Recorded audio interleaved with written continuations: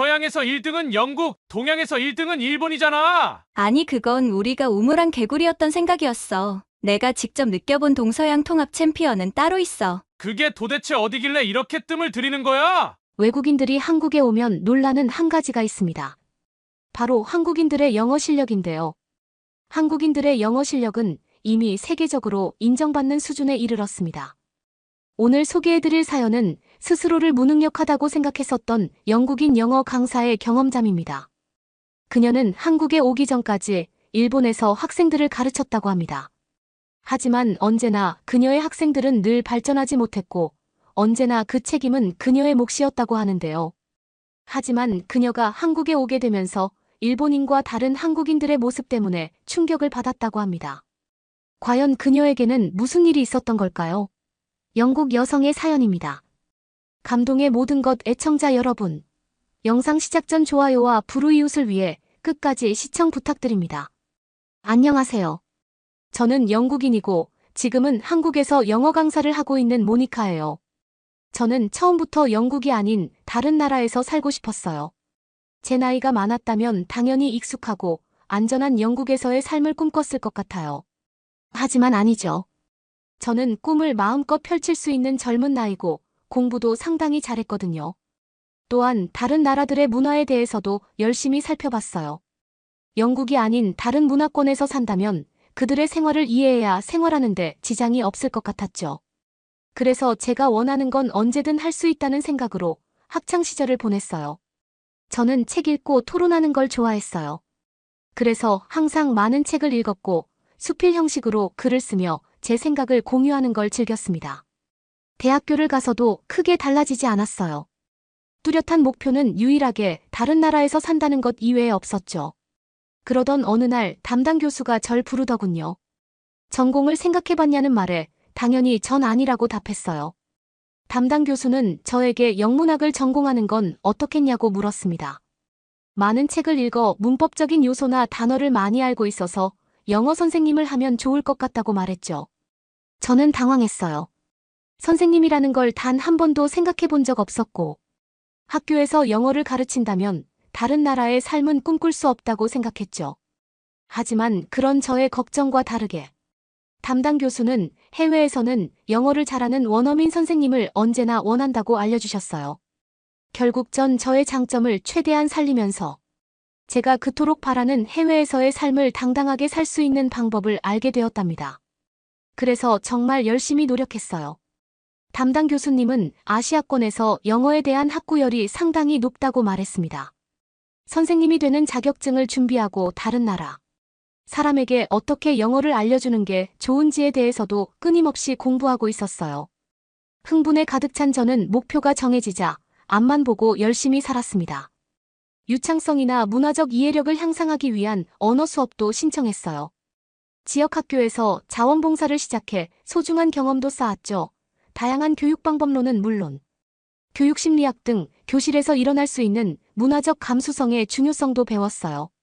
담당 교수님이 아니더라도 저의 열정은 학교 내에서도 어느새 유명해질 정도로 소문이 나기 시작했죠. 많은 교수님들이 저의 열정과 헌신을 칭찬하며 해외에서 꿈을 이루어 나갈 수 있도록 격려를 받을 수 있었어요. 그때 저에게 좋은 기회가 찾아오게 되었습니다. 담당 교수님이 아시는 지인분이 일본에 계셨는데 실력 있는 영어 선생님을 찾는다는 말이었죠. 물론 공고를 내 면접을 보아야 했지만 담당 교수님의 추천이면 거의 확정이나 다름이 없는 상당히 좋은 조건이었어요. 아시아가 영어에 대한 학구열이 높다는 것만 알았지.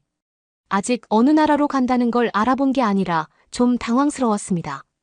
하지만 담당 교수님은 일본은 상당히 발전된 나라로 지내는데 크게 불편하지 않을 거라고 말했어요. 그래서 인터넷으로 여러 정보를 알아봤는데 제가 가는 도시는 도쿄라는 일본의 수도로 상당히 발전되고 편리해 보이는 게 영국과 크게 다르지 않게 느껴졌죠. 그래서 흔쾌히 그러겠다고 답했어요. 그리고 저는 설레는 마음을 감추기 어려웠답니다. 그렇게 원하는 해외의 삶이 정말 한순간에 이루어진다는 걸 전혀 예측하지 못했거든요. 그렇게 계획대로 아무 차질 없이 일본으로 가게 되었습니다. 일본 학교에 갔을 때 저를 바라보던 학생들의 눈빛은 정말 귀여웠어요. 반 아이들 모두 저를 신기한 눈으로 바라보며 제가 무슨 말을 하는지 귀를 기울이고 있었기 때문이죠. 그리고 수업 과정도 수월하다고 느꼈어요. 학교 선생님으로 부임받아갔기 때문에 별도로 준비할 건 없었거든요.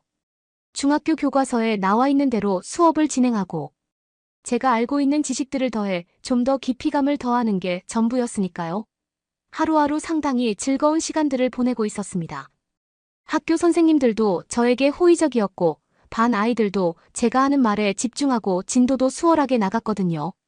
그런데 첫 중간고사를 본 후 제 기대와 다르다는 걸 알게 되었습니다. 제가 가르치는 학생들은 중학교 1학년 학생들로 총 140명이었는데요. 그중 50점을 넘는 학생들이 불과 10대 명밖에 되지 않았어요. 나머지 100명이 넘는 아이들은 100점 만점 중 반도 안 되는 점수를 맞게 된 거죠. 저는 점수를 확인하고 믿어지지 않는다는 듯 시험지를 다시 살펴보기 시작했습니다. 하지만 결과는 달라지지 않았죠. 학교 교장실에 불려가 어떻게 되었는지 현 상황을 보고해야 했어요. 시험 문제를 어렵게 낸 건 아닌지 수업을 제대로 했는지에 대한 추궁을 들어야 했죠. 저는 저를 두고 몰래 카메라를 촬영한다고 생각하고 싶었어요. 그러지 않고서야 수업 시간에 대답도 잘하고 집중도 잘했던 아이들의 시험 결과가 이렇게 좋지 못할 수 없었기 때문이죠. 그 이후 전 끊임없이 저희 자질을 학생들과 다른 선생님들에게 증명해야 했습니다. 그들은 제가 무엇을 하든 집중했어요. 그러나 제가 하는 대로 따라오며 배우려는 게 아니었죠. 마치 관망하듯 저를 쳐다볼 뿐이었습니다. 행복하고 즐거워야 할 저희 해외 생활은 그날 이후 바닥으로 곤두박질 치고 있었어요. 같은 교사 중 영어를 할 줄 안다는 선생님이 와 조롱하듯 저의 근황을 물을 때면 전 더 예민해졌죠. 답변하지 않는다면 전 하나의 섬처럼 학교 내에 고립될 것 같았거든요. 하지만 그건 저의 기대일 뿐이었습니다.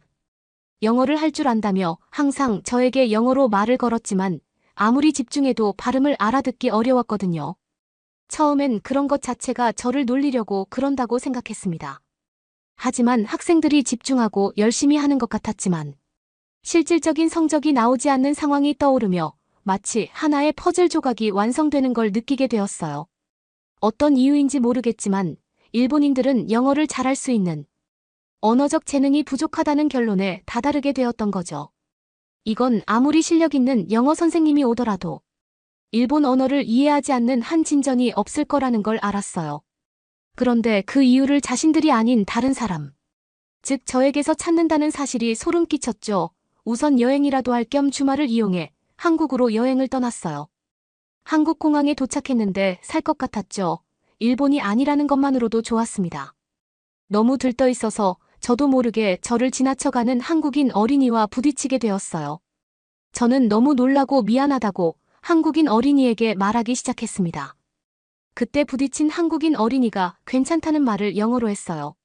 물론 유창한 원어민 수준의 발음은 아니었지만 정확하게 알아들을 수 있었고 너무 간결한 영어 표현은 실질적으로 영국에서 많이 사용하는 문법이라 놀랄 수밖에 없었습니다. 저는 영어를 너무 잘한다며 그 한국인 어린이에게 칭찬해주면서 몇 학년인지 물었어요. 그러자 한국인은 올해 6학년이 된다며 가족들과 해외여행을 가려고 공항에 왔다고 말했습니다. 저는 너무 반가웠어요. 이제야 말이 통하는 사람을 만나게 된 것 같은 기분이 들었거든요. 한국에 머무는 동안 모르는 길에서 헤맬 때마다 한국인들이 도와줬는데 짧은 영어여도 알아들을 수 있게 말한다는 사실이 절 열광하게 만들었습니다. 일본에서는 집중해도 상황을 이해해야 어떤 말을 하는지 짐작할 수 있었거든요. 그에 비해 한국인들은 의사소통을 하는데 큰 문제가 없을 정도로 영어 실력이 상당히 뛰어나다는 게 놀라웠습니다. 짧았던 한국 여행을 끝내고 월요일에 학교에 갔을 때 상황은 제가 예측하지 못한 상황으로 변해 있었어요. 제가 당연히 한 학년을 맡고 있어서 크게 달라질 건 없어야 했는데요. 아니었죠. 제가 1학년 10개 반에 수업을 들어갔었는데 제 수업은 2개 반으로 줄어 있었어요. 그리고 다른 영어 선생님이 보조교사로 저의 나머지 7개 수업을 맡게 되었다고 일종의 통보를 받았습니다. 저는 미련도 없이 학교를 그만두겠다고 말했어요. 제 수업을 빼앗는다는 건 나가라는 소리나 다름없다고 생각할 수밖에 없었거든요. 하지만 교장 선생님은 오히려 저에게 안타깝다는 듯 말하기 시작했습니다. 함께 일하고 싶었고 제가 너무 좋은 사람이라 보내주기 싫지만 저희 의사를 존중한다고 말이에요. 그 말인즉 추천해준 교수님에게 나쁘게 말하지 말라는 것처럼 들렸습니다. 그 순간 저는 정말 일본인의 이중적인 면을 모두 다 본 것 같았어요. 앞에선 웃고 있지만 뒤에선 다른 소리를 하고 수업에 집중하는 것 같아도 사실상 실력은 없는 이런 곳에서 하루라도 빨리 벗어나고 싶었죠. 이런 곳에서 삶을 꿈꿨다는 것 자체가 저의 잘못이라고 생각이 들 만큼 소름 끼쳤습니다. 학교를 소개시켜 주셨던 담당 교수님에게 메일도 보냈어요. 이런저런 이유로 학교를 그만두고 한국으로 가게 되었다고요. 그리고 저는 일자리를 구한 것도 아니지만 무작정 한국으로 떠나게 되었습니다. 한국에도 학교는 있을 테고 저의 학업 성적은 우수했기에 충분히 가능성 있다고 생각했죠. 하지만 그건 어디까지나 제 생각일 뿐이었습니다. 한국은 영국과 다르게 3월 달에 학기를 시작했고 이미 선생님에 대한 충원은 마감된 지 오래였거든요. 하는 수 없이 저는 제가 할 수 있는 다른 일자리를 구해야 했습니다. 그렇게 알게 된 게 성인을 대상으로 하는 학원 강사였어요. 한국에서는 다양한 이유로 영어를 배우고자 하는 성인들이 많았죠. 대학생들도 있었고 직장인도 있었는데 취미로 해외여행을 영어로 하고 싶어서 배우는 사람들도 있었습니다. 담당 교수님에게 듣던 대로 정말 학구열이 높다고 생각 들었죠. 그렇게 첫 수업을 갔던 날 긴장된 마음에 교실 문을 열고 들어갔는데 생각보다 영어를 잘하는 한국인 학생들을 보며 놀라웠어요. 오히려 영어 실력에 비해 자신감이 부족했고 충분히 영어를 잘하는데도 아직 부족하다는 생각에 무엇이든 더 배우려고 노력하는 모습을 보니 저 역시 좋은 선생님이 되고 싶었습니다. 일본에서 학교 선생님을 했을 땐 이미 짜여진 학교 교재로 수업을 나갔기에 특별할 건 없었어요. 하지만 한국에서 영어 강사로 학원 수업을 진행하는 건 전혀 다른 이야기였죠. 한국인들은 영국에서 실제 사용하는 영어를 궁금해했고 원서로 책을 읽을 수 있을 만큼 다양한 문법과 영단어를 원했어요. 그건 제가 영국에서 늘 해왔던 일로 자신 있었기에 저의 경험을 토대로 교재를 만들기 시작했습니다. 저 역시 영어를 모국어로 쓰는 사람이었지만 처음부터 영어를 잘하고 깊이 이해했던 건 아니었거든요. 이런저런 시행착오를 겪었던 모습들이 떠올라 즐거운 마음으로 교재를 만들 수 있었습니다. 교재를 보고 한국인들은 아주 즐겁게 따라와 주었어요. 특히 전과 다르고 재미있다고 느꼈던 점은 한국인들은 영어를 알려주면 배우는 속도가 빨랐다는 점이에요. 특히 몇몇 여성분들은 이미 성인이 된 이후에 영어를 배우는데도 불구하고 정확한 발음을 알려주면 저처럼 원어민에 가까운 발음을 낼 수 있어서 신기했어요. 더 열심히 알려주고 싶었고 매 수업 시간이 기다려질 정도로 재미있는 생활을 하게 되었습니다. 학생들을 가르칠 때와 전혀 다른 느낌이 들었어요. 어쩌면 정해진 교재가 아닌 제가 직접 만든 교재로 제가 원하는 수업을 할 수 있어서 그랬을지 모르죠. 그것도 아니라면 배우는 자세가 다른 한국인들이라 더욱 신나게 알려졌을 수도 있고요. 그렇게 정신없이 교재를 만들고 학생들을 가르치고 피드백을 하다 보니 어느새 저는 제가 다니는 영어 학원을 대표할 정도로 꽤 잘 나가는 강사로 성장하게 되었습니다. 시간이 지날수록 저는 우수한 강사로서의 평판을 얻게 되었습니다. 저는 동료들의 멘토가 되었고 혁신적인 교육 방법으로 제 수업을 듣기 위해 줄을 설 정도로 저는 안정적으로 자리를 잡아가고 있었어요. 해외에서 생활하는 것과 누군가를 가르친다는 게 얼마나 즐거운 경험인지 저의 기대를 뛰어넘는 현실을 매일매일 펼쳐졌습니다. 당연히 처음 받았던 월급과는 비교가 안 될 정도로 많은 연봉을 받게 되었고요. 무엇보다 간간히 제가 가르쳤던 학생들이 학원을 그만둔 뒤 좋은 성과를 내었다고 찾아올 때 뿌듯해요. 제가 원하던 삶을 한국에서 이룰 수 있게 되었거든요. 한편으론 좀 아쉬운 부분도 있습니다. 처음부터 한국이라는 나라에 대해 알고 있었다면 제 인생이 조금은 달라지지 않았을까 하는 아쉬움도 있거든요. 처음부터 한국 영어 선생님을 준비했다면 더 안정적인 생활이 가능했을 것 같아요. 하지만 지금도 충분히 만족하고 있답니다. 오히려 제가 가르쳤던 노하우를 살려서 좀 더 어린 학생들에게도 수업을 하고 싶을 정도예요. 어쩌면 일본에서 아이들을 가르치며 받았던 상처가 조금 남아있을지 모르죠. 저의 수업 방식이 틀렸던 게 아니라 언어적 이해가 부족했던 특성으로 인해 받아들이지 못한 그들의 잘못이라고 생각하고 싶은 것 같습니다. 그렇지 않고서야 같은 사람이 알려주고 이해력이나 기억력이 좋은 학생들보다 더 큰 어른들을 수업하는데 이렇게 성과가 좋을 수 없을 테니까요. 그래서 다음 학기부터 중학생 아이들을 대상으로 수업을 개설할 예정이에요. 한국은 대학 입시에 대해 완전하게 배제할 수 없어서 문법 같은 부분들을 더 세심하게 다루어야 한다고도 이미 알고 있어요. 그래서 제 실력을 증명할 수 있는 기회가 될 것 같아 더 열심히 준비하고 있습니다. 저의 가능성을 알아봐준 한국에서 제 꿈을 펼치며 안정적인 삶을 살 수 있게 되어 정말 감사한 요즘이에요. 이번 도전이 성공하면 저도 조금씩 한국어를 배워볼까 합니다. 그때가 되면 한국 언어를 이해하고 더 깊이 있는 영어 선생님이 되지 않을까 생각해요. 이런 생각을 할 수 있게 만들어준 건 한국인들의 높은 학구열과 성실함, 그리고 뛰어난 실력이 밑바탕 되었다고 생각합니다. 너무 감사한 한국 앞으로도 잘 부탁드려요. 어떻게 보셨나요? 한국으로 온 후 성공적인 영어 강사로 성공할 수 있었던 영국 여성의 사연이었습니다. 한국에서 영어 교육은 중요한 부분을 차지하고 있습니다. 그리고 한국의 교육 체계는 나날이 발전하고 있기도 한데요. 모든 학생들은 초등학교부터 고등학교까지 영어 수업을 받습니다.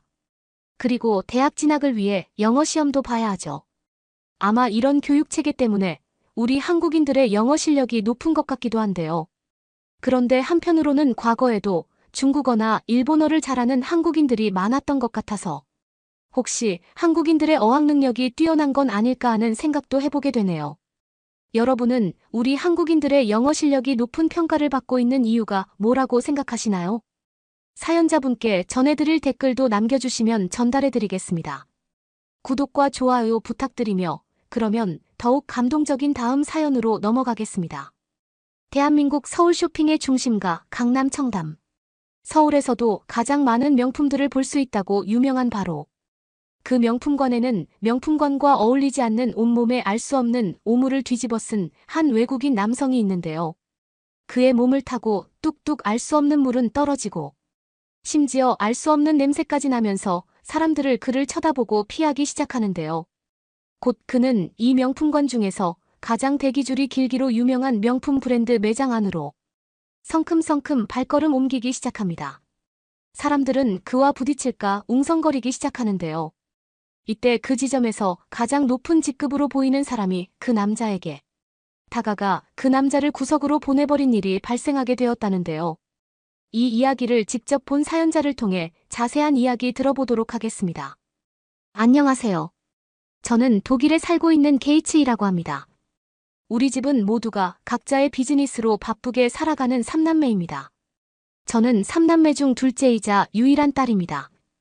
우리 가족은 너무 바쁜 날들을 보내고 있어 한 가족이 모두 모여 밥 한 끼 먹기도 쉬운 일이 아닌 게 언제부터인가 일상이 되었습니다. 퇴근하고 나면 저녁이 다 되고 서로 각자 집에 돌아가기 바쁘다 보니 함께 무언가 하기가 쉽지가 않죠. 그런데 이렇게 바쁜 우리 가족들이 한데 모여야 하는 일이 생기게 되었습니다. 그건 바로 저의 오빠인 피터가 얼마 전에 국제 결혼을 하게 되었기 때문이에요.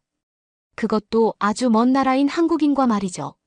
예전에 제가 알고 있던 저희 오빠의 성격이라면 결혼을 결심하게 됐다는 그 결정 자체에도 놀라웠지만 게다가 그 상대가 바로 아시아계 여성일 거라 곧 상상할 수도 없던 일이었을 겁니다.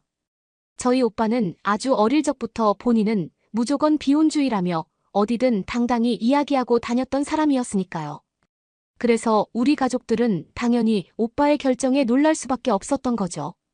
오빠는 한국에 수입할 아이템들을 찾기 위해 사업차 방문했다가 일 때문에 만나게 된 한국인 여성과 사랑에 빠지게 되었다고 했습니다. 뭐 독일에서는 개인적인 사생활에 대해 자세히 묻진 않기 때문에 더 상세한 이야기는 알지 못합니다. 묻고 싶긴 해도 각자의 인생이라고 생각하니까요. 그런데 오빠는 굳이 한국에서 먼저 결혼식을 올리고 그 다음 해에 우리나라에서 한 번 더 파티를 연다고 했습니다. 왜 굳이 한국부터 먼저 결혼식을 해야 하는지 이해할 수가 없었죠. 솔직히 우리 집은 넉넉한 형편이고 저택에 별장까지 많기 때문에 우리나라에서부터 하면서 가장 화려하게 파티를 해주는 게 맞다고 생각했거든요. 오빠는 우리 가족 중에 첫 결혼이기도 해서 부모님께서는 가장 유명한 호텔에서 최고급 장식으로 애프터 파티까지 아주 호화롭게 진행하길 원하셨죠. 음악 공연이 들려오는 곳에서 우리 가족 소유의 요트에서 선상 파티를 해도 좋다고 의견을 제시하셨죠. 하지만 오빠는 단호했습니다. 한국에서 하길 원하더군요. 아버지는 특히 결혼식에 초대된 사람들에게 남을 경험이 한국이어야 한다는 것에 못마땅하셨지만 자식을 이기는 부모는 없다더니 결국 모든 건 다 오빠의 뜻대로 맞추기로 하셨죠. 그래서 저희는 결혼식 날짜를 알려달라고 말했습니다. 하지만 한국에서는 상견례라 불리는 중요한 가족 행사를 결혼식 하기 전에 무조건 해야 한다고 말했어요.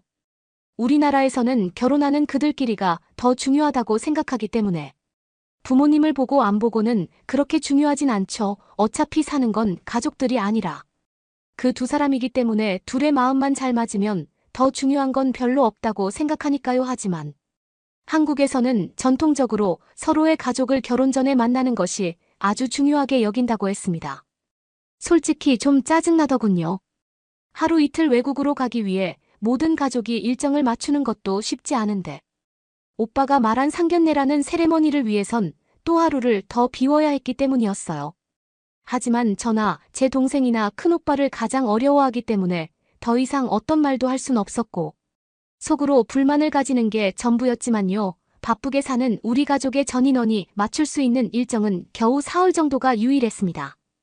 일주일이 채 안 되는 그날들을 비우는 것도 거의 기적적이었죠. 오빠는 그날로 상견례와 결혼식 날짜를 맞추겠다고 했고 그렇게 빠르게 모든 것이 준비가 되기 시작했죠. 오빠 빼고 우린 모두 다 아직 미혼이었기 때문에 결혼식 준비에 뭘 어떻게 해야 할지는 잘 몰랐습니다. 아직 친구들의 결혼식에 참석해본 경험도 몇 번 없기 때문이죠. 게다가 요새는 결혼을 잘하지 않는 추세라 결혼식에 간 경험이 정말 손에 꼽는 경험이 되곤 했으니까요. 부모님은 하루 먼저 출발하시고 저와 남동생은 하루 늦게 뒤따라 가기로 했습니다. 둘 다 회사의 일정이 도저히 나질 않았거든요. 우리가 낮에 도착하면 그날 저녁에 상견례라 불리는 거라고. 그 다음 날 결혼식을 하고 다시 고국으로 돌아오는 타이트한 일정이었죠. 정신없이 결정되긴 했지만 그래도 드디어 가게 된 한국행 남동생과 공항에서 만나기로 했습니다. 멀리 보이는 남동생 핸더슨은 인상을 쓰고 수트를 입은 채 걸어오고 있더군요. 그 수트는 부모님이 결혼식과 상견례 때 입으라고 이번에 맞춰주신 아주 값비싼 수트였어요. 세상에 단 하나뿐인 그런 수트였죠. 그런데 핸더슨의 손을 봤는데 그의 손에는 짐이 없어도 너무 없었습니다. 저는 화들짝 놀라 왜 이렇게 온 거냐고 물었죠. 그러자 핸더슨은 가서 바로 그 가족들을 만난다며 그러고 내일 결혼식이니까 수트 입으면 되고 가서 입을 옷은 한국에 가면 살 거야. 명품관에 가서 쇼핑을 가득할 거거든. 이라 대답했어요. 저는 혹시 뭐가 묻을 수도 있을까봐 저녁에 있을 식사 자리에 입을 의상은 캐리어에 잘 포장해서 두었는데 저랑 달라도 어쩜 일이 다를 수 있는지 같은 형제지만 너무도 다른 성격에 놀라웠어요. 저는 항상 준비성이 철저한 성격이고 만약에 필요한 것들까지 준비하는 편인데 이와 반대로 핸더슨은 눈에 보이는 거, 방금 떠오르는 것 등 즉흥적이게 유연하게 선택하는 성격이거든요. 오빠는 저희 둘의 성격이 반반 섞여 있다고 생각하시면 될 것 같아요. 아무튼 이렇게 다른 우리 둘의 비행이 시작되었습니다. 한국으로 가는 동안 내내 제 동생은 계속해서 툴툴거렸어요. 솔직히 저도 같은 마음이긴 했지만 옆에서 계속 중얼거리는 소리를 들으니 짜증나긴 하더군요. 그래서 좀 조용히 좀 가자고 핸더슨에게 짜증을 내버렸습니다. 사실 동생한테 화가 난 게 아니라 이렇게 먼 나라에서 굳이 결혼을 하겠다고 우기는 오빠한테 화가 난 거면서 동생에게 화풀이를 해버렸다고 보는 게 더 맞는 말 같아요. 한국은 가도 너무 멀더군요. 비행시간이 10시간이나 걸렸죠. 비행거리도 양만 킬로나 될 정도로 먼 거리였어요. 가면서도 짜증을 숨기기 힘들었죠. 오빠를 보면 어떻게 표정 관리를 해야 하나 그런 생각이 들었습니다. 점점 한국에 거의 다 도착했다는 안내방송이 나왔습니다. 좋은 일 때문에 왔으니 최대한 좋게 있다 보내고 가야겠다. 마음을 다잡았습니다. 시간을 확인해보니 아직 넉넉해서 저와 동생은 면세도 받을 수 있으니 명품관이나 들러 쇼핑을 하고 가자고 했죠. 저도 기분 전환이나 할 겸 한국에서만 살 수 있는 한정판 명품을 살 겸 함께 가야겠다고 생각했어요. 저희는 큰오빠에게 추천받은 외국인들이 많이 찾는다는 명품관으로 향했습니다. 명동 본점이라 불리는 곳이라고 했어요. 마침 우리가 예약한 신라호텔에서 명동으로 가는 무료 셔틀도 있고 바로 근처라는 말에 우리는 다행이다 싶었죠. 저녁도 신라호텔에서 만나기로 했으니 우리에겐 아직 시간적 여유가 충분했습니다. 뭐부터 사면 좋을지 쇼핑할 생각에 그때부터는 언제 짜증났었냐는 듯 기분이 좋아졌습니다. 역시 쇼핑은 마법 같은 거였어요. 드디어 한국의 공항에 도착을 했습니다. 부모님이 계신다는 호텔을 가기 위해 택시를 타고 바로 이동해야 했죠. 시간이 생명이었습니다. 수많은 나라로 여행을 다녀본 우리의 경우 입국 심사가 얼마나 시간을 잡아먹는지 알고 있었기 때문에 마음이 급했습니다. 최대한 빠르게 택시를 타고 쇼핑을 한 다음 저녁 식사에 참석하기 위해선 빠듯하다고 생각했어요. 하지만 한국공항은 정말 순식간에 스피드로 모든 것이 끝났다고 했습니다. 수화물도 빠르게 나왔고 제가 미리 예상했던 시간보다 2시간 이상은 더 단축된 시간표였습니다. 저는 오기 전에 혹시 몰라 개인적으로 스케줄을 예상해 두었거든요. 우리는 빠르게 택시를 타기 위해 택시 정류장으로 향했죠. 급하게 가느라 자세히 보거나 머물진 못했지만 빠른 걸음으로 가면서도 확실히 놀랐던 건 한국 공항의 엄청난 시설과 압도감이었습니다. 한국이 이처럼 발달한 나라였나 싶었죠. 모든 게 빠르게 이루어진 덕에 공항에서부터 호텔까지 가는 길이 아주 수월했습니다. 가는 길에 본 서울은 솔직히 눈부시게 예쁘더군요. 다양한 나라를 다녀봤지만 이렇게 자연과 현재의 조화가 완벽한 곳은 드물었어요. 사진으로 봐왔던 한국과 실제로 목격한 현장감은 아주 달랐죠. 훨씬 좋았어요. 그렇게 신속하게 호텔에 도착해 부모님과 만났고 같이 명품관을 가자고 제안드렸더니 오늘 모임이 중요하니 그냥 호텔에 있다가 가자고 하셨어요. 만약에 어떤 사고라도 휘말리면 중요한 만남에도 피해를 줄 수 있을 것 같다고 하셨죠. 오빠가 워낙 부탁한 자리이기 때문에 부모님도 특별히 신경을 쓰셨습니다. 저랑 남동생은 아무 일도 없게 서둘러 다녀온다며 잔소리를 듣기 전에 도망치듯 나왔습니다. 제 옷은 호텔 서비스로 저녁에 입을 거니 접힌 부분 없이 펴달라고 요청해두고 우린 명품관 쇼핑을 위해 달려갔죠. 아직 점심 정도. 시간대라 저녁까지 그래도 시간이 꽤 남아 다행이다 싶었죠. 빠짐없이 사고 싶던 걸 몽땅 사리라 다짐했습니다. 한국에서만 구매할 수 있는 명품 목록들이 이제는 꽤 많거든요. 몇몇 브랜드들은 한국에서만 출시하기 때문에 다른 나라에서는 웃돈을 주고 구매해야 하죠. 다시 우리나라로 돌아가면 그것들을 구하기 어려울 테니 이왕 온 김에 실컷 전부 사리라 다짐을 하고 명품관으로 들어갔습니다. 그런데 명품관에 들어간 후 바로 저희의 결정이 바보 같았다는 걸 알게 되었어요. 우리가 생각했던 것만큼 여유 넘치는 쇼핑은 할 수 없을 거라는 걸 직감할 수 있었죠. 명품관에 우리뿐만 아니라 외국 관광객들이 넘쳐났기 때문이었죠. 그래도 저와 동생은 열심히 쇼핑을 시작했죠. 바로 구입할 수 있는 브랜드부터 골라 쇼핑을 시작했어요. 그러자 쇼핑한 지 얼마 되지도 않아 우리의 양손엔 쇼핑백들로 넘쳐났습니다. 이제 그만 숙소로 돌아가자고 했죠. 이젠 너무 피곤하기 시작했거든요. 배가 고프기도 했고요. 하지만 동생 핸더슨은 딱 한 군데만 더 가자고 했어요. 대기줄이 너무 길어 아까 가지 않고 그냥 돌아갔던 브랜드였습니다. 그런데 핸더슨이 그 브랜드 한정판을 사러 한국 명품관에 왔다는 걸 알고 있었기 때문에 딱 거기만 들렸다. 가기로 약속하고는 그 브랜드로 향했죠. 명품관의 사람들은 인파가 빠질 생각이 없이 계속 밀려 들어왔습니다. 오히려 저희가 들어왔을 때보다 더 많아진 기분이었죠. 대기줄이 좀 있긴 했지만 그래도 아까보다는 괜찮더군요. 그래서 우리는 줄에 서서 우리 순서가 되기를 기다렸어요. 워낙 들고 있는 양손에 쇼핑백이 많아 사람들 틈에 서 있는 것도 쉽지 않았지만 더 우릴 짜증나게 하는 건 앞에 무더기로 서 있는 중국어를 하는 관광객들이었습니다. 그들의 대화 소리에 도저히 저희들끼리 대화가 가능하질 않았죠. 한순간도 조용히 기다리질 않았어요. 소음은 참을만 했지만 도저히 참지 못하는 사건이 터지고 말았습니다. 곧 우리가 들어가면 되는 차례가 다가오고 있었고 불과 몇 명만 더 기다리면 되는 상황이었는데 지나가던 젊은 여대생처럼 보이는 여성들과 부딪혀 제 남동생의 수트에 음료를 몽땅 쏟아버리고 만 겁니다. 다행히 오늘 새로 산 쇼핑 목록들에는 전혀 피해가 없었지만 남동생의 수투는 말 그대로 아비규환이었어요. 수투를 맞춘 후 처음 입은 그 수투는 새 거라 곧 믿기 힘들 정도로 오염되어 버렸습니다. 더 화가 나는 건 그들의 반응이었는데요. 남동생과 부딪힌 사람들은 이제 막 쇼핑을 하려고 명품관을 들어온 젊은 중국인 여대생들처럼 보였는데요.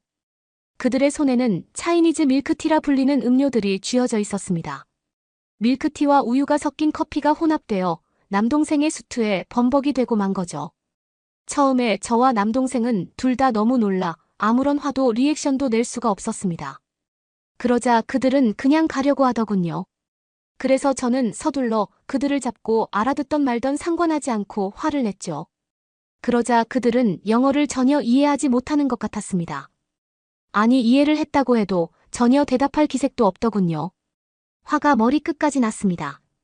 순식간에 우리를 구경하느라 모였어요. 저도 원래 그렇게 감정적으로 화를 내는 사람은 아닙니다.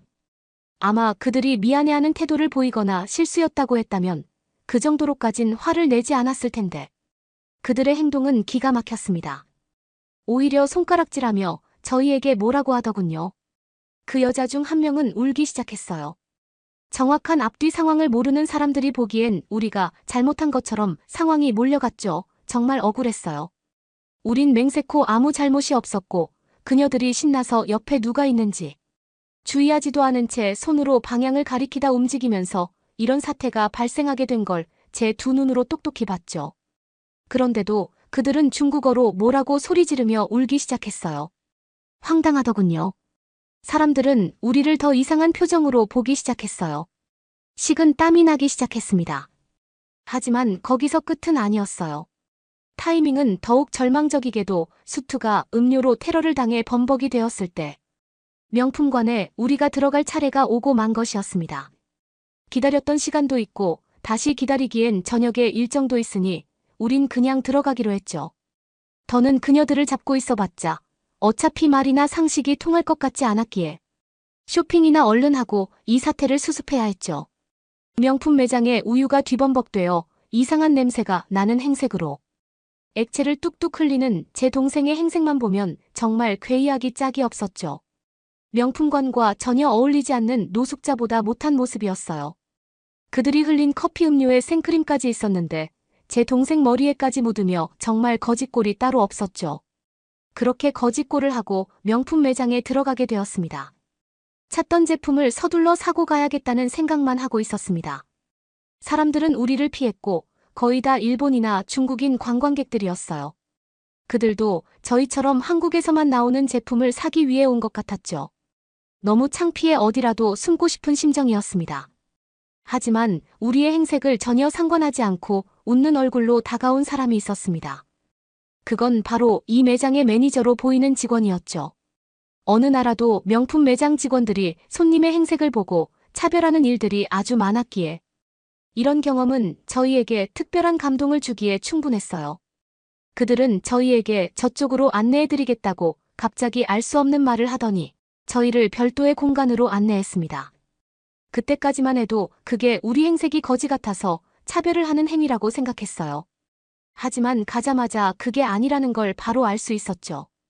그 직원은 우리에게 다가와 다른 손님들에게는 들리지 않도록 무슨 일인지 말씀해주면 도와주겠다며 사람들이 자꾸 쳐다보는 우리가 부담스럽지 않게 일부러 이쪽으로 우리를 따로 분리해주며 배려를 해준 것이었습니다.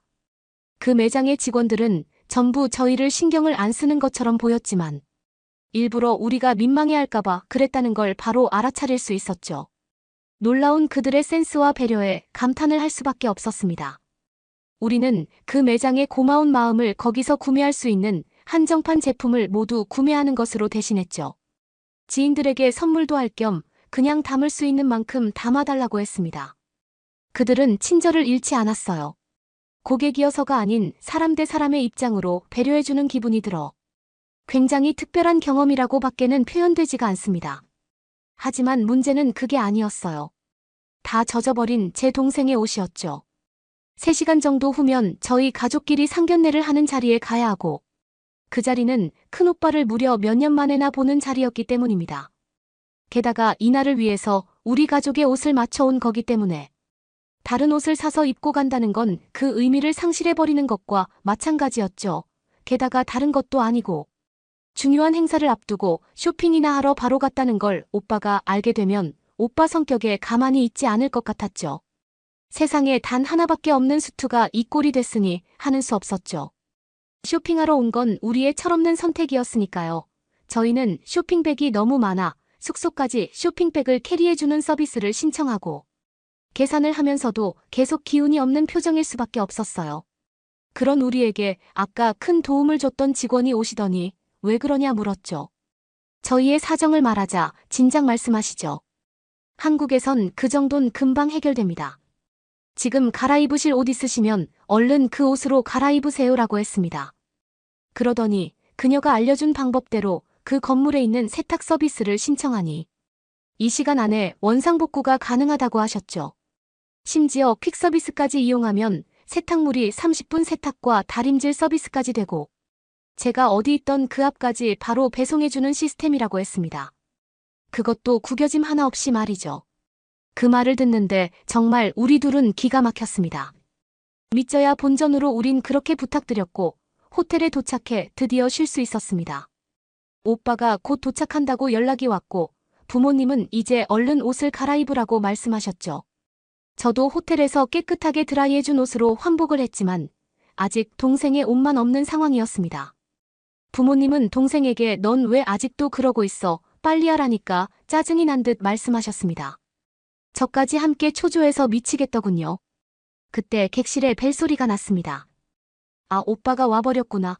이젠 솔직히 털어놔야겠다 하고 눈을 질끈 감았는데 다행히 그건 우리가 가장 기다렸던 그 소리였죠. 도착한 그 결과물은 정말 놀라웠습니다.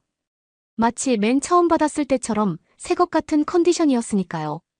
그 엄청난 한국의 서비스 덕에 저희는 오랜만에 완전체로 단 하나뿐인 우리끼리 맞춘 옷을 입고 오빠의 인생에서 가장 중요할 그 식사 자리에 나갈 수 있게 되었습니다. 한국에서의 상견례라 불리는 행사와 결혼식까지. 그렇게 한국에서의 모든 행사들은 일사천리로 잘 끝낼 수 있게 되었습니다. 더 있고 싶어도 각자마다 일정이 있었기 때문에 가야만 했죠. 아쉬움만 가득한 비행기에 앉아 정말 짧지만 강렬했던 이번 한국에서의 일들을 돌이켜봤습니다. 이번에 한국에서 정말 특별한 걸 깨닫고 배우고 간다는 생각이 들었어요.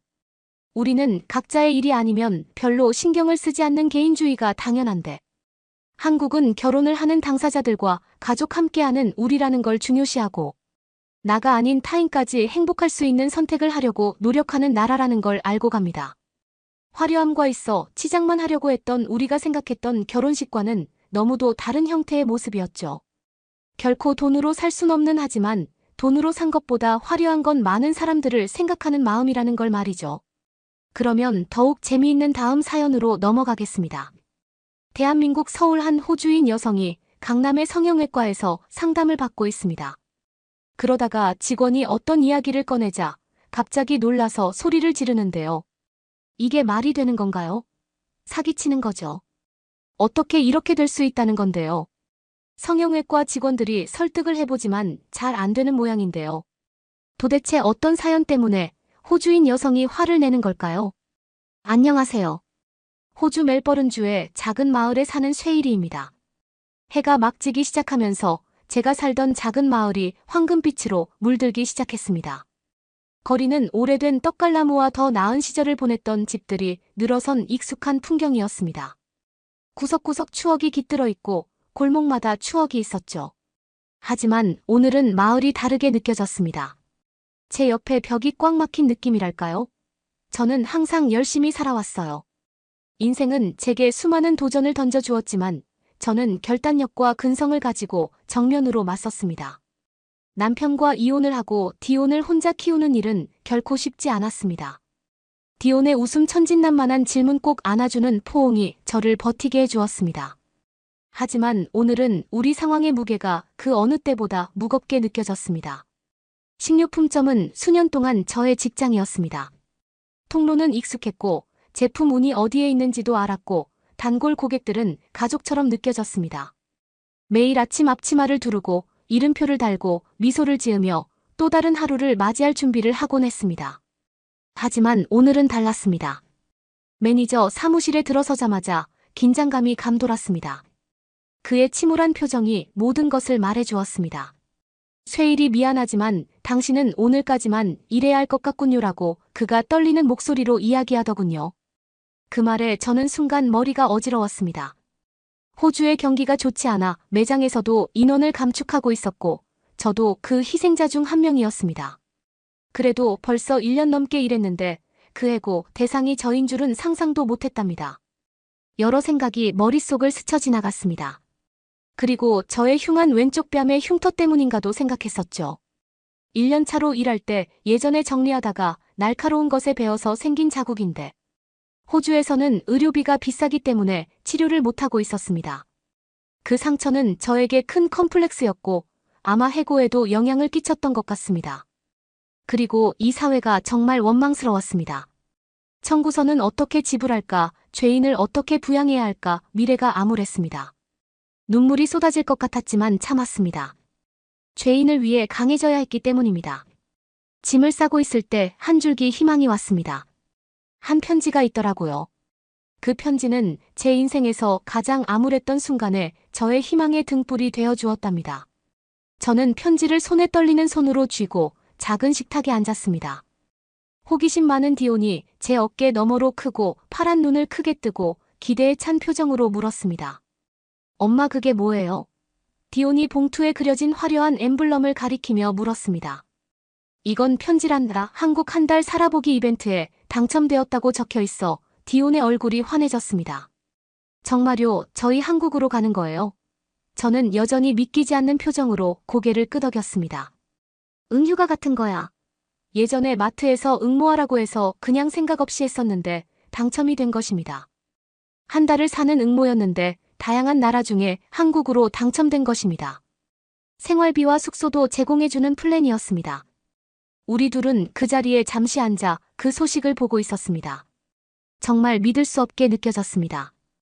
우리 둘 다 한국처럼 멀리 떨어진 나라는 말할 것도 없고 호주 밖을 여행해 본 적도 없었으니까요. 하지만 우리에게 새로운 모험을 떠날 수 있는 황금 같은 기회가 찾아왔습니다. 하지만 이때도 한국이 아니라 일본이나 중국이면 어땠을까? 라는 생각도 했었습니다. 한국은 솔직히 저는 잘 모르는 나라였거든요. 그나마 요즘 유행하는 K-팝 삼성 현대나 삼성도 어렸을 때는 일본 기업으로 알았으니까요.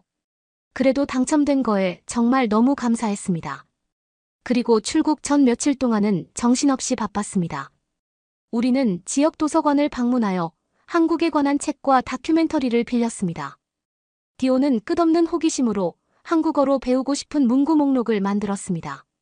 매일 저녁 식사 후 함께 모여 앉아 인사말과 공통 질문을 연습했습니다. 안녕하세요 라고 웃으며 말하며 발음을 완벽하게 하려고 노력했습니다. 다가오는 모험에 대한 소식을 들은 친구와 이웃들은 흥분과 부러움이 섞인 표정이었습니다. 옆집에 사는 피터슨 부인은 디온을 위해 여행 일기를 쓰라고 다이어리도 선물해줬고 젊은 시절 한국에서 복무한 경험이 있는 제시카 씨는 한국에서의 이야기를 들려주었습니다. 그는 한국 사람들의 친절한 봄 벚꽃의 아름다운 길거리 음식의 맛에 대해 이야기했습니다. 한국에 대해 몰랐던 기대감이 커졌습니다. 출발 전날 밤 우리 둘 다 잠을 이루지 못했습니다. 디온의 방은 야간 조명에 은은한 불빛으로 가득 차 있었고 디온이 고민영에게 앞으로 겪게 될 모험에 대해 속삭이는 소리가 들렸습니다. 저는 침대에 누워 천장을 바라보며 설렘과 불안이 뒤섞인 감정을 느꼈습니다. 길을 잃으면 어쩌지, 말이 안 통하면 어쩌지. 그러다 이 모든 것을 시작하게 해준 황금 티켓인 편지가 떠올랐습니다. 새로운 출발의 기회이자 디온에게 작은 마을 너머의 세상을 보여줄 수 있는 기회였죠. 출발하는 날. 아침은 화창한 햇살과 함께 찾아왔습니다.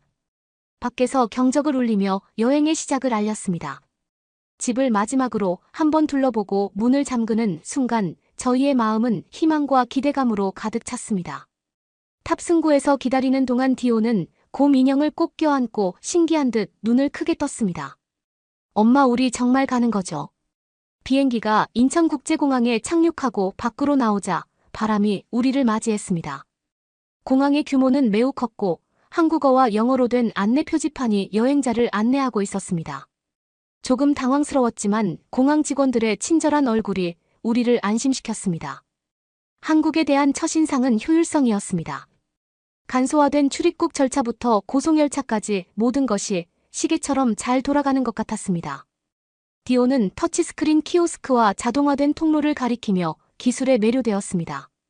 하지만 가장 인상 깊었던 것은 사람들의 따뜻함이었습니다. 가는 곳마다 낯선 사람들이 미소를 지으며 길을 안내해 주었고 심지어는 지역 별미를 추천해 주기도 했습니다. 고향의 번잡함과는 완전히 대조적인 풍경이었죠. 제가 괜한 걱정을 했던 것 같습니다. 한국에서의 첫 식사는 전통 식당에서 했습니다. 우리는 바닥에 앉았고 친절한 웨이트리스가 우리에게 요리를 설명해 주었습니다.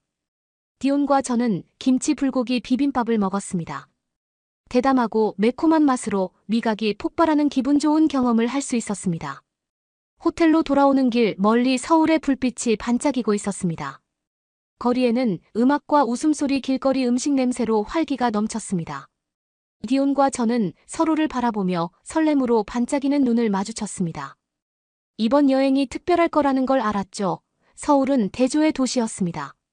고궁 위로 고층 빌딩이 우뚝 솟아있고 전통 찻집 옆에는 현대식 카페가 자리 잡고 있었죠. 디온과 저는 이 도시를 탐험하며 경이로움과 발견으로 가득 찬 하루를 보냈어요. 우리는 경복궁을 방문하여 그 웅장함과 역사에 감탄했습니다. 디온은 한국 전통 의상인 한복을 입고 사진 포즈를 취하는 것을 좋아했어요. 또한 도심 속 평화로운 오아시스인 청계천을 따라 산책을 했습니다. 평화로운 분위기였어요. 가장 좋았던 것 중에 저는 재래시장을 방문한 것이었습니다. 상인들은 친절하게 우리에게 시식 기회를 제공했습니다. 디오는 떡볶이를 먹어보고는 매워서 잘 먹지 못했지만 그래도 땀을 흘려가면서 계속 먹더군요. 매운 음식은 중독성이 있습니다. 하지만 저희를 사로잡은 것은 광경과 소리만이 아니었습니다. 우리가 만난 사람들의 이야기였습니다. 한국 전통 놀이를 가르쳐준 어르신부터 세계 여행에 대한 꿈을 공유한 젊은 예술가까지 한 사람이 저희의 한국 여행에 특별한 장을 더해 주었습니다. 날이 갈수록 디온과 저는 더욱 가까워졌습니다. 우리는 웃고 울고 희망과 꿈을 공유했습니다. 이번 여행은 단순한 휴가를 넘어 마음의 여행이었습니다. 또 서울에서 우연히 발견한 가장 흥미로운 것 중 하나는 무인 매장이었습니다. 처음에 디온과 저는 의아해했습니다. 디온은 스낵음료 장신구로 가득 찬 작은 가게를 둘러보며 이게 어떻게 작동하는 거죠? 라고 물었습니다. 저는 카운터에 붙어있는 작은 메모를 집어들었습니다.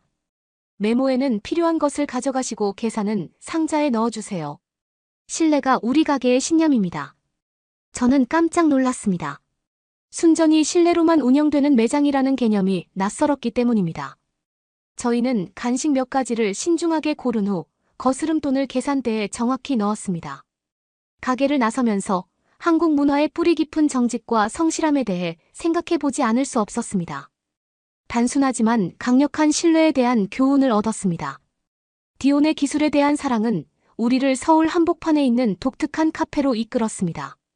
겉보기에는 여느 커피숍과 다를 바 없어 보였지만 내부에는 전자기기의 천국이 펼쳐져 있었습니다. 테이블에는 태블릿이 설치되어 있었고 로봇이 손님들에게 커피를 서빙하고 있었습니다. 호주에서도 카페가 많은 편인데 바리스타가 없이 커피를 만들어주다니 너무 신기했습니다. 디오는 로봇 바리스타와 금세 친구가 되어 로봇에게 질문을 던지고 프로그래밍된 농담에 킥킥거리며 웃었습니다. 반면 저는 전통과 기술의 완벽한 조화에 매료되었습니다.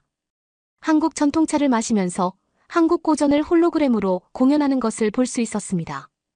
그리고 숙소로 가던 중에 동네 공원 산책을 하다가 넘어져 무릎을 긁혔습니다. 날카로운 통증이 느껴졌고 저는 움찔하며 일어나려고 했습니다. 그 순간 한 젊은 한국 여성이 제 옆으로 달려와 손을 내밀었습니다. 그녀는 저를 일으켜 세웠을 뿐만 아니라 가방에서 연고약과 밴드를 붙여주었습니다. 저는 그녀의 친절함에 감동했습니다. 고마워요. 저는 눈물이 핑 돌면서 중얼거렸습니다. 그녀는 괜찮아요. 마침 연고와 밴드가 있었는데요 라고 말하며 미소를 지었습니다. 작은 만남이었지만 제게 깊은 인상을 남겼습니다. 이게 한국의 정이라는 건가요? 저는 정말 감동했어요. 며칠 후 서울 거리는 여느 때와 다름없이 북적거렸지만 그날의 거리는 저에게 다르게 느껴졌습니다.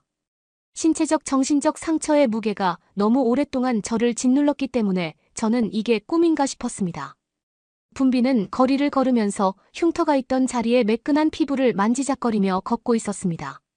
신체적인 제 컴플렉스인 왼쪽 뺨의 흉터를 치료하고 싶었습니다. 한국에서는 미용 쪽이 기술도 워낙 좋고 비용도 저렴하다고 레디 커뮤니티에서 본 적이 있었습니다. 그래서 예약을 받아서 저는 이동을 했었죠. 클리닉은 현대적인 건축물과 트렌디한 상점으로 유명한 서울의 고급 지역인 강남에 위치해 있었습니다. 병원에 들어서는 순간부터 저는 세심한 서비스에 감동했습니다. 흠잡을 데 없는 유니폼과 전문적인 태도를 갖춘 직원들은 제가 궁금해하는 모든 질문에 답하고 두려움을 덜어주며 시술 과정을 안내해 주었습니다. 그리고 그 직원이 가격을 이야기했을 때 저는 놀랐습니다. 호주에서는 절대로 이 가격이 나올 수 없는데요. 순간 사기가 아닌가, 내가 원하는 시술이 아닌가 싶었죠. 한국에서는 이렇게 저렴하게 수술을 할 수 있다니 한국 사람들이 너무너무 부러웠답니다. 성형외과 전문의인 김 선생님은 키가 크고 매우 훤칠한 인상이었습니다. 그는 제가 과거의 아픈 기억인 흉터에 대해 이야기를 했을 때 공감을 잘해주시더라고요. 그는 수술 과정을 자세히 설명해주면서 제가 편안하게 수술에 임할 수 있도록 세심하게 살폈습니다. 수술 마취를 했기 때문에 흐릿했습니다. 기계의 부드러운 윙윙거리는 소리, 간호사의 부드러운 목소리. 김 박사의 안정된 손길, 깨어났을 때 붕대가 그 부위를 덮고 있었지만 불편함은 없었습니다. 제가 마취 깨어나는 동안에 디오는 간호사분들이랑 같이 잘 지내더라고요. 저는 안심했습니다. 디온의 웃음과 이야기가 병실을 가득 채우니 하루가 금방 지나갔습니다. 매일 아침 디온은 엄마 이제 더 예뻐지는 거야 라고 물으며 흉터가 제거된 것을 언급하곤 했습니다. 일주일 후에 붕대를 떼어내던 날은 감격스러웠습니다. 김 박사가 부드럽게 붕대를 벗겨내는 동안 저는 마음을 다잡았습니다. 하지만 거울을 보는 순간 눈물이 쏟아졌습니다. 고통스러운 흉터가 사라졌기 때문입니다. 그 자리에는 매끈하고 잡티 하나 없는 피부가 있었습니다. 엄마 공주님 같아졌어요. 디온이 기뻐 소리쳤습니다. 이 시술은 단순한 미용 이상의 것이었습니다. 모든 면에서 힐링이 되었습니다. 한국 의료진의 친절과 전문성은 제 외모를 변화시켰을 뿐만 아니라 새로운 시작을 선물해 주었습니다. 마음이 한결 가벼워지고 자신감이 생겼으며 새로운 목표의식을 가지고 세상을 마주할 준비가 되었습니다. 그날 디온과 손을 잡고 병원을 나설 때 서울의 거리는 무한한 가능성으로 가득 찬 더 밝아 보였습니다. 이번 여정을 통해 우리는 올바른 지원과 용기가 있다면 어떤 장애물도 극복하고 새로운 시작의 아름다움을 받아들일 수 있다는 교훈을 얻었습니다. 어느 날 아침 현지 시장을 거닐던 디온의 눈에 형형색색의 천을 파는 노점상이 들어왔습니다. 디온의 관심을 눈치챈 노점상은 그녀에게 다가가 한국 전통 매듭 기술을 가르쳐 주었습니다. 노인은 민첩한 손놀림으로 실을 아름다운 디자인으로 엮어내는 복잡한 과정을 시연했습니다. 항상 배우고자 하는 열정이 넘쳤던 디온은 그 옆에 앉아 매듭을 직접 만들어 보았습니다. 두 사람은 노인이 젊은이를 가르치며 문화와 세대 간의 격차를 해소하는 뜻밖의 유대감을 형성했습니다. 또 다른 날 저희는 동네 놀이터에 도착했습니다.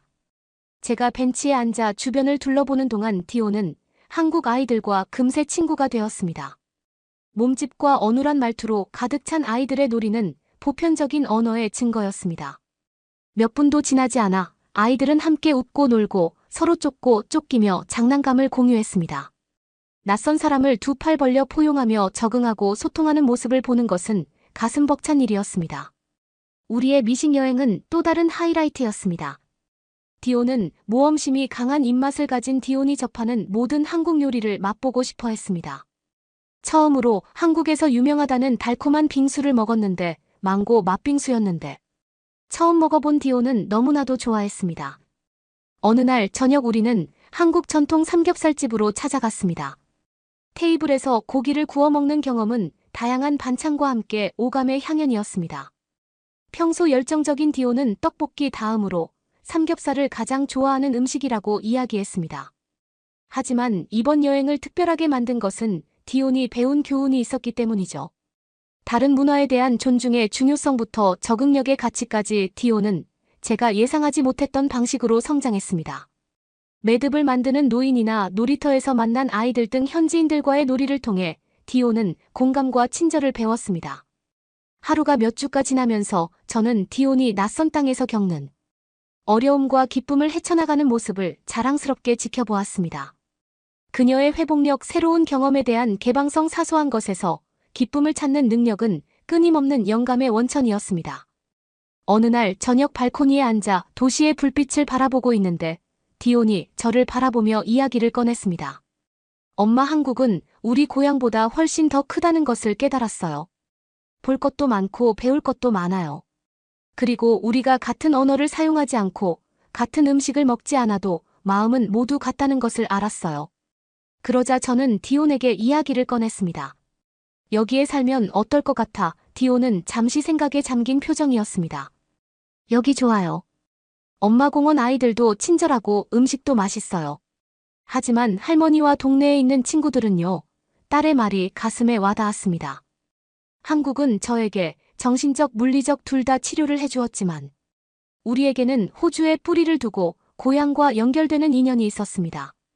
결국 한국에 사는 거는 포기를 했지만 한국은 짧은 시간 동안 우리에게 많은 것을 주었습니다. 낯선 사람들의 친절함, 아름다운 풍경, 깊이 있는 문화는 우리가 상상하지 못했던 방식으로 우리의 삶을 완전히 바꾸어 주었습니다. 이 모든 것을 뒤로하고 떠나야 한다는 생각에 가슴이 아팠습니다. 호주로 돌아가는 비행기에 몸을 실었을 때 저희의 마음은 무거웠지만 충만했습니다. 한국은 우리에게 소중히 간직해야 할 추억과 깊이 새겨야 할 교훈, 그리고 소중히 간직해야 할 우정을 선물해 주었습니다. 때로는 예상치 못한 여정이 우리를 가장 많이 변화시킨다는 것을 깨달았습니다. 비행기 창밖을 바라보며 디온을 꼭 안아주었습니다. 고마워요, 대한민국이라고 속삭이면서 이 모험과 우리에게 가르쳐준 교훈에 감사했습니다. 우리는 비록 그 땅을 떠났지만 한국은 우리 마음속에 영원히 남아있을 것입니다. 여러분은 어떻게 보셨나요? 응원과 격려의 한마디씩을 댓글로 남겨주시기 바랍니다. 사연자분들에게 전달해드리겠습니다. 실제 사연 제보를 받고 있습니다. 채택되신 분께는 작은 선물도 보내드리고 있습니다. 저희의 사연이 여러분의 하루에 작은 힘이 될 수 있었으면 좋겠습니다. 감동적인 사연을 주변 분들과 이야기 나눠보세요. 더욱더 좋은 영상으로 다시 찾아뵙겠습니다.